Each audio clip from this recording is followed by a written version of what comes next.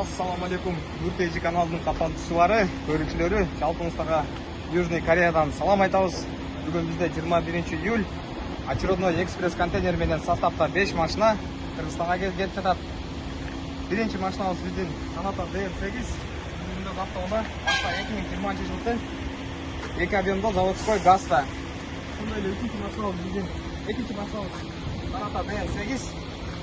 Машина 2 объемдо 2020 жылы заводской бензин бул машинабыз.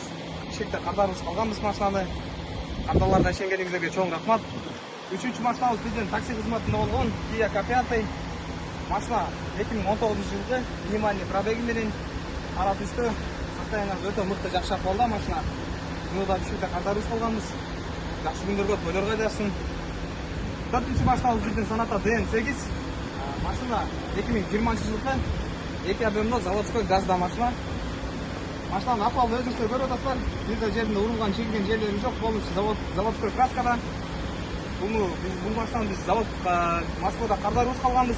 Ишенгениңиздерге чоң рахмат. Кудайым буйруга 30 күндөн 40 күндүн аралыгында машина Бишкекте болот. Ошондой эле биздин 5-чи машинабыз Kia Morning. Машинабыз 2020 жылы 1 литрде бензин, объемы 1. Burada картарыбыз калган машина. Кимде ким туугандар Кореядан машина заказ кылам десеңиздер, кайрылсаңыздар болот. Биздин WhatsApp номерибиз +82 менен 10 59 26 1996. Ошондой эле Нурмет ака Бишкекте өзү күтүп алып, өзү дагы иштейт. Прямой без посредник машина таап алып беребиз. Кайрылсаңыздар болот.